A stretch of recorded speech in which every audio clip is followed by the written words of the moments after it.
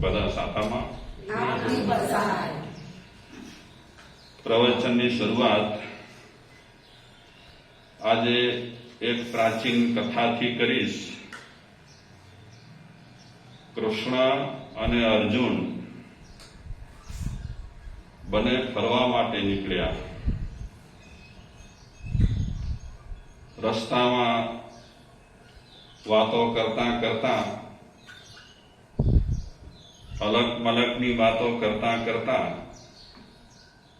એક ગામમાં પહોંચ્યા. કૃષ્ણ અને અર્જુન ગામમાં ફરી રહ્યા છે. ગામનું નિરીક્ષણ કરી રહ્યા છે. ગામમાં કેવા લોકો છે, કઈ રીતે જીવી રહ્યા છે, આ બધું જોઈ રહ્યા છે. ત્યાં અર્જુનની નજર એક ગરીબ માણસ પર પડી. એ ગરીબ માણસ ભિક્ષા લેવા માટે નીકળ્યો હતો. થોડી વાર તો અર્જુન એ ભિક્ષુકને જોયા કરે છે. બ્રાહ્મણ હતો. પછી અર્જુન કૃષ્ણને કહે છે કે આ બિચારો ભિક્ષા માંગી રહ્યો છે. કપડા પરથી તો સાવ દરિદ્ર લાગે છે. આપણે એને ઠીક ન કરી શકીએ, વ્યવસ્થિત ન કરી શકીએ આપણે એને. કૃષ્ણ કહે કરવું હોય તો કરી શકાય. અર્જુન કૃષ્ણને કહે છે કે હું કઈ એને આપું? કૃષ્ણ કહે છે આપવું હોય તો આપો, આમાં પૂછવાનું ન હોય. એટલે અર્જુનની પાસે સોનામોરથી ભરેલી એક પોટલી હતી. અર્જુને કૃષ્ણની પરવાનગી લીધી અને એ સોનામોરથી ભરેલી પોટલી એ ભિક્ષુક બ્રાહ્મણને આપી કે લે, હવે ક્યારે તું ભીખ માંગતો નહીં, ભિક્ષા માંગવા ક્યાં જતો નહીં. આ સોનામોર છે. આનાથી ગુજરાન પણ ચાલશે. ઘર નહીં હોય તો ઘર પણ બાંધી શકીશ. સગવડ તને જોઈશે તે પણ આ સોનામોરથી મળી જશે. હવે નિરાંતે તું જિંદગી જીવ. હવે આડ પંપાડ તું કરતો નહીં. પોટલી અર્પણ કરી પ્રેમથી કે ભાઈ બિચારો સુખી થાય. ઈરાદો સારો હતો અર્જુનનો. એ ભાઈ પોટલી હાથમાં લે છે, ધન્યવાદ આપે છે. સોનામોરથી ભરેલી પોટલી મળે તો કોણ ધન્યવાદ નથી? મજા પડી જાય ને.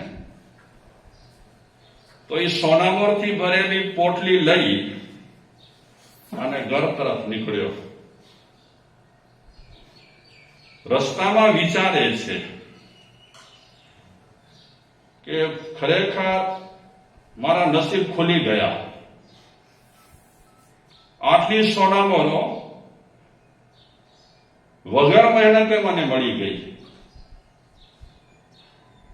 રસ્તામાં વિચારે છે ઘર મારું તૂટેલું ફૂટેલું છે, ઘર બાંધીશ સરસ, અફલાતુન, માપરના માણસો પણ જોવા આવે એવો હું ઘર બાંધીશ.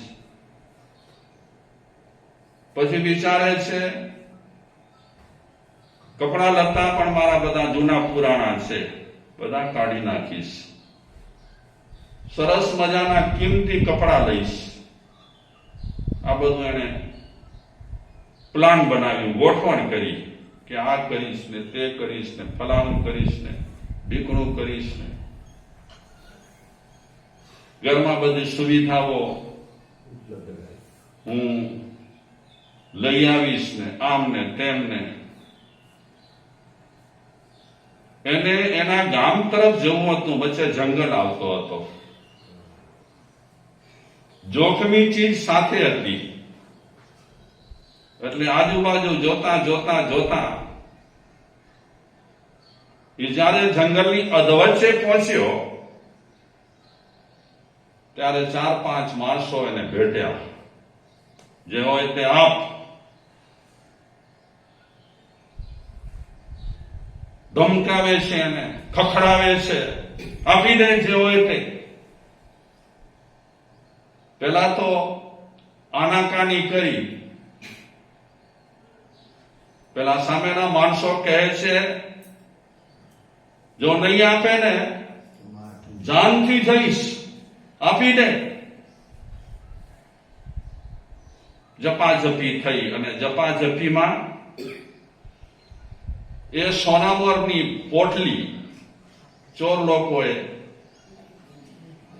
લઈ લીધી. પેલો તો જેવો હતો તેવો થઈ ગયો.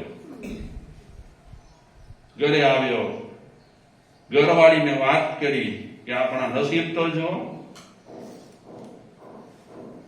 આટલું મળ્યું હતું માલ, તે છતાં પણ હાથમાં આવ્યું હતું માલ, તે છતાં પણ આપણા હાથમાંથી ચાલ્યું ગયું. બિચારો અફસોસ કરે છે. ત્યારે ઘરવાળી કહે છે આપણા બંનેના નસીબ ફૂટેલા છે. હવે જે કરો છો ધંધો ભિક્ષાનો, એ ધંધો ચાલુ રાખો. બીજું તો આપણાથી કઈ થઈ શકશે નહીં અને આપણી પ્રગતિ પણ નહીં થાય. હાલની પરિસ્થિતિ પ્રમાણે ભગવાન જેમ ચલાવે છે તેમ ચાલીએ. બિચારો અફસોસ તો કરે છે, પણ શું થાય. બીજા દિવસે સવારના પોરમાં એ ભિક્ષુ બ્રાહ્મણ પાછો એ જ ગામમાં ભિક્ષા લેવા માટે નીકળ્યો. ગામમાં આવ્યો તો આજે પણ કૃષ્ણ અને અર્જુન ગામમાં ફરી રહ્યા હતા. અર્જુનની નજર પડી એ દરિદ્ર બ્રાહ્મણ પર. અર્જુન શ્રી કૃષ્ણને કહે છે આ લોકો લાલચુ બહુ. આટલી લાલચ માણસ માટે સારી નહીં, અને લાલચને કારણે જ માણસ દુઃખી થાય છે. ગઈકાલે મેં એને સોનામોરથી ભરેલી પોટલી આપી હતી. હવે તો એને સંતોષ રાખવો જોઈએ. આજે પાછો એ ભીખ માંગવા માટે નીકળ્યો. અર્જુન શ્રી કૃષ્ણને કહે છે લોકોનું માનસ જ એવું છે, ગમે તેટલું આપણે આપીએ એને સંતોષ જ ન થાય. ગઈકાલે એને જે સોનામોરની પોટલી આપી એમાં એટલી સોનામોર હતી કે જીવે ત્યાં સુધી એકદમ સરસ રીતે જીવી શકે. છતાં આ ભાઈઓ, આ ભાઈ નહીં, માણસ માત્રનું આ માનસ છે. કૃષ્ણ કહે તું આના વિશે એકાએક મંતવ્ય ના આપ. એને બોલાવ, એને પૂછ કેમ તું પાછો આજે ભિક્ષા માંગવા માટે નીકળ્યો. પૂછ, પછી ખબર પડે. પૂરી માહિતી આપણને ખબર ન હોય અને આપણે એકાએક ઓઠા બાંધીએ, અર્જુન સારું ન કહેવાય. પરમાર્થ હકીકતની જ્યાં સુધી આપણને જાણ ન થાય ત્યાં સુધી કોઈના વિશે ઓઠા બાંધવા ભૂલ કહેવાય આપણી. અર્જુન કે ઠીક છે, હું પૂછું છું એને, એની પાસે જાઉં છું. અને એ અર્જુન એ દરિદ્ર બ્રાહ્મણ પાસે આવી એને કહે છે ભાઈ ગઈકાલનો જ તું છે ને? કે હા હું ગઈકાલનો જ છું. કાલે તને સોનામોરથી ભરેલી પોટલી આપી હતી, શું કર્યું? શું ફગાવી દીધી? કે ફગાવાય? પછી બીજી વિગત બધી બતાવી કે આ રીતે ચોર મળ્યા, જપાજપી થઈ, એમાં પોટલી ગઈ. અર્જુન વિચારે છે કે માણસના નસીબમાં ન હોય ને તો ગમે તે વસ્તુ છે ને રસ્તો કાઢે. ઠીક છે અર્જુન કે કાંઈ વાંધો નહીં. આંગળીમાંથી એક કિંમતી વીંટી કાઢી કરી અને દરિદ્ર બ્રાહ્મણને કહે છે કે જો ગઈકાલે જે તને આપ્યું હતું ને એનાથી પણ આ વીંટી કિંમતી છે, એમાં હીરો છે, એ કિંમતી છે. હવે એકદમ સરસ રીતે એને લઈ જા. પેલો દરિદ્ર બ્રાહ્મણ કે મને વીંટી ન ખપે, હીરો કાઢી આપો. વીંટી વળી મને સાચવવી. તો અર્જુન કોઈ પ્રયાસ કરી અને હીરો કાઢ્યો, આપ્યો દરિદ્ર બ્રાહ્મણે કે લે આ હીરો ખૂબ કિંમતી છે, જેટલી સોનામરો આપી હતી એનાથી અધિક કિંમતી આ હીરો છે, જલસા કરજા, સાચવીને લઈ જજે. દરિદ્ર બ્રાહ્મણ અર્જુનને ધન્યવાદ આપે છે અને રવાનો થાય છે. ભગવાનનું નામ લે છે રસ્તામાં કે હવે કોઈ ચોર ચકોર ન મળે તો સારું. ભગવાનનું નામ લેતા લેતા, મહાદેવનું નામ લેતા લેતા એ આગળ વધ્યો ઘર તરફ. મનમાં ફફડાટ છે. કિંમતી માલ હોય ને તો ફફડાટ સૌ કોઈને હોય. ખાલી બીડી ખીચામાં હોય ને તો ફફડાટ ન હોય. તો ફફડાટ સામે બીડી પીનાર મળે તો થાય, બાકી માલ હોય તો સૌ કોઈને ફફડાટ થાય. મહાવીર ભગવાન છે ને આમ માણસને સુખી કરવાના રસ્તા બતાવ્યા. આપણે લીધા કે ન લીધા એક નંબરની વાત છે, પણ એમણે રસ્તા બધા સુખી થવાના બતાવ્યા. શું કીધું મહાવીરે? માલ ઓછું ભેગું કરો. જો સુખી થવું હોય તો આ સુખી થવાનો શ્રેષ્ઠ રસ્તો રહેલો છે. જેટલો માલ વધારે એટલો જોખમ વધારે, જેટલો માલ ઓછો એટલો જોખમ ઓછો. આપણે કહીએ છીએ કે આ જમાનામાં હવે સુખી થઈએ તેમ નથી. મહાવીર ભગવાન કહે છે જમાનાને તું આડો ન રાખ, આડોડાઈ તારી છે. મેં કીધું છે તે પ્રમાણે નથી કર્યું તો સુખી ક્યાંથી થાય? કયું વ્રત આપ્યું મહાવીર ભગવાને ઓછો માલ ભેગો કરવા માટે? કયું વ્રત આપ્યું? પરિગ્રહ પરિમાણ, અપરિગ્રહ. આજે આ કોને પસંદ છે કે ઓછા પરિગ્રહથી જિંદગી જીવવી? કોને પસંદ છે? હવે તો માણસ એમ માને છે કે જેટલો વધારે પરિગ્રહ છે તેટલો આપણો વટ પડશે, અને માણસ સમાજમાં વટ પાડવા માટે પોતાની જિંદગીને દુખી કરી નાખે છે. આપણી પાસે આ છે ને, અમારા ઘરમાં આ છે ને, અમારા ઘરમાં તે છે ને, અમારો ધંધો આ ને, અમારો ધંધો તે. કોણે વધારે અજંપો? આપણી જિંદગીમાં અજંપો બીજા કોઈએ વધાર્યો નથી, અજંપો આપણે વધાર્યો છે. હવે ટાઈમ નથી ને, હવે જલ્દી મુંબઈ જવું પડશે ને, હવે ધંધો આમને આમ પડ્યો છે ને, આમને આમ રાખીને આવ્યો છું ને. શું ને બિચારો માણસ દુખી થતો રહે છે. મહાપુરુષોએ સુખી થવાના રસ્તા બતાવ્યા. આપણે એ રસ્તે જતા નથી, ખાલી મહાપુરુષોના નામને યાદ કરીએ છીએ, એમની ભક્તિ કરીએ છીએ. પણ એમણે જે રસ્તો બતાવ્યો છે, માર્ગ બતાવ્યો છે, એ રસ્તે તો જનારા બહુ થોડા હોય છે. અને આ જે પરિગ્રહ ઓછો હોય ને એને એ માણસને શું કે લોકો, જેની પાસે પરિગ્રહ ઓછો હોય, જલસાથી જીવતો હોય, પણ લોકો શું કે, સમાજ શું કે, કડકો છે, કસ નથી એનામાં. આજે ધર્મમાં પણ પરિગ્રહનો મહિમા બહુ વધી ગયો છે. આપણે માનીએ છીએ મહાવીરને, વિચારીએ છીએ મહાવીરના સિદ્ધાંતોને, પણ મહાવીરના સિદ્ધાંતોથી આપણે સહમત નથી. છીએ સહમત નથી. તો હીરો મળ્યો કોને? હીરો કોને મળ્યો? બ્રાહ્મણને મળ્યો.